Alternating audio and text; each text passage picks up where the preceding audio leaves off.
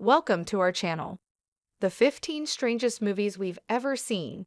These are the strangest movies we've ever seen, some of which are also among the best movies we've ever seen. The strangest thing about Mulholland Drive, arguably David Lynch's best movie, is that it seems almost conventional at the start. Naomi Watts plays an aspiring actress, Betty Elms, who turns out to be shockingly good. She goes with Rita, Laura Herring, who has amnesia, to look for a woman named Diane Selwyn, because Rita remembers her name. But soon Watts is playing Diane, and Rita is Camilla. But so is Melissa George. The mafia is involved. Ray Cyrus pops up in the role of Jean. Lynch has refused to explain what it all means, but the original DVD release did include a card containing David Lynch's 10 clues to unlocking this thriller. Among them, pay particular attention in the beginning of the film. At least 2 clues are revealed before the credits, and notice appearances of the red lampshade. It would be easy to fill this list with David Lynch movies, but we're opting to go with the one we like best, at least today. Suffice it to say that almost anything he's made, except for The Straight Story, would fit easily on a list of the strangest movies we've ever seen.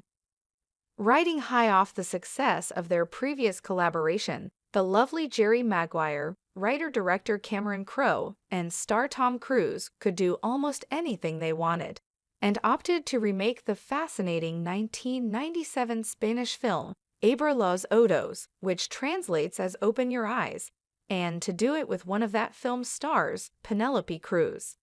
Both are deliciously bold and strange films, but Vanilla Sky is especially daring, shifting from a complicated romance to serious sci-fi.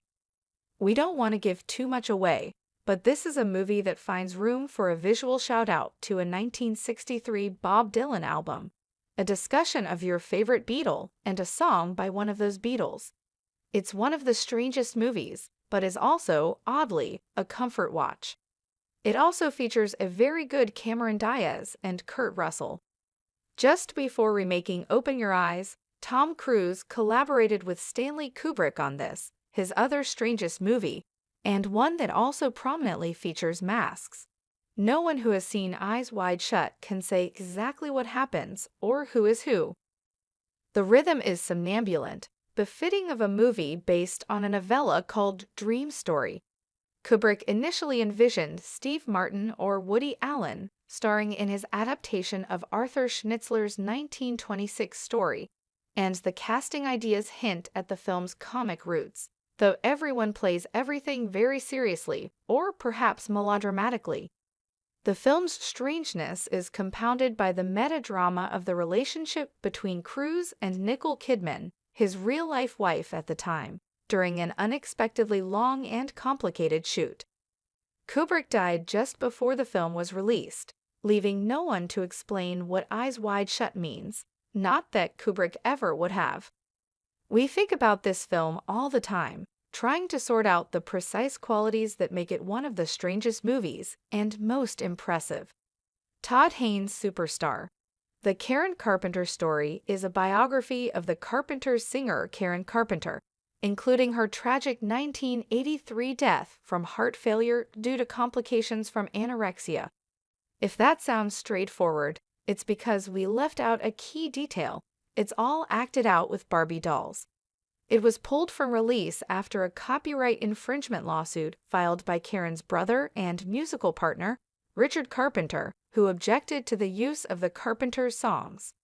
If you think the film sounds disrespectful, it's not.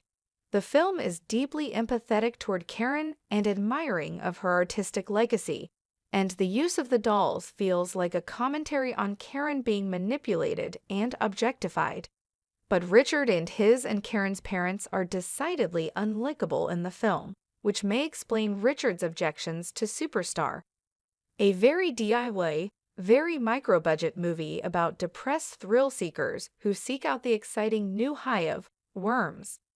Director Alex Phillips and a team that includes producer Ben Gojer, who created the film's unsettling creatures, fills the screen with horrible behavior, but uses all the tools of moviedom.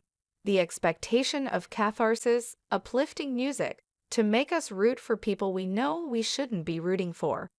It's easily one of the strangest movies we've ever seen, but also an intoxicating cinematic experiment. No list of the strangest movies we've ever seen would be complete without at least one film by David Cronenberg, the king of body horror whose obsessions are perfectly encapsulated in Videodrome. We have no idea how to explain what happens in this film, released during the rise of home video, except to say that it fascinatingly anticipates reality TV, the internet, and VR and AR advancements that meld humanity with technology, never more directly than when